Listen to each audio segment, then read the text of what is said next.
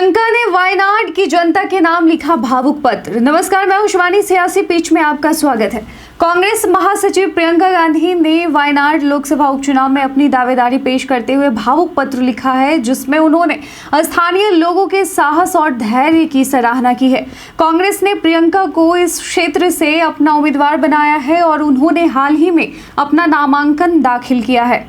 प्रियंका गांधी ने अपने पत्र में उल्लेख किया कि उन्होंने हाल ही में अपने भाई राहुल गांधी के साथ चूड़ामाला और मुंडक्कई का दौरा किया था। इस यात्रा के दौरान उन्होंने भूस्खलन से प्रभावित क्षेत्रों के हालात देखे, जहां प्राकृतिक आपदा ने लोगों की जिंदगी को बुरी तरह प्रभावित किया।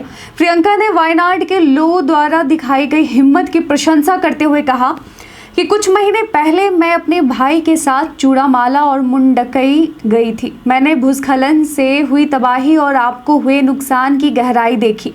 पत्र में प्रियंका ने उन बच्चों और माताओं के बारे में भी बात की जिन्होंने प्राकृतिक आपदा के कारण अपने प्रियजनों को खो दिया। उन्होंने कहा, मैं उन बच्चों से मिली जिन्होंने अपने सभी प्रियजनों को खो दिया था, माताएं जो अपने बच्चों के लिए शोक मना रही थी, और ऐसे परिवार जिनका पूरा जीवन प्रकृति के प्रकोप में बह गया था।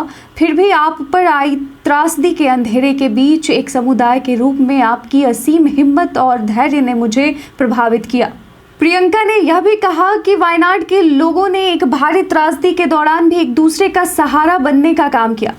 आप सहयोग कर रहे थे, एक दूसरे को सांत्वना दे रहे थे और मानवता के उच्चतम मानकों तक बढ़ रहे थे। आपकी बहादुरी ने मुझे गहराई से छू लिया। प्रियंका ने यह भी उल्लेख किया कि जब राहुल गांधी ने उन्हें वायनाड का प्रतिनिधित्व करने के लिए कहा तो उन्होंने इस सेवा के अवसर पर गर्व और विनम्रता दोनों व्यक्त की। उन्होंने कहा, अगर मैं सत्ता में आती हूं तो यह वायनाड के जनप्रतिनिधि के रूप में मेरी पहली यात्रा होगी, लेकिन सार्वजनिक सेनानी के रूप में मेरी पहली यात्रा नहीं होगी।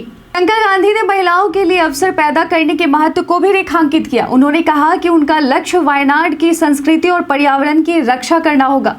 मेरा मानना है कि उनकी रक्षा करना और पर्यावरण के प्रति सम्मान की अपनी संस्कृति का जश्न मनाना यहाँ के विकास का केंद्र होना चाहिए। वायनाड में लोकसभा उपचुनाव 13 नवंबर को होने को है। प्रियंका के सामने वरिष्ठ सीपीआई नेता सत्यन मोकेरी और भाजपा की कोझिकोड नगर पार्षद नव्या हरिदास चुनौती पेश करेंगी। प्रियंका की उम्मीदवारी और उनका भावुक पत्र वायनाड के राजनीतिक परिदृश्य में नई ऊर्जा भरने की क्षमता रखता है।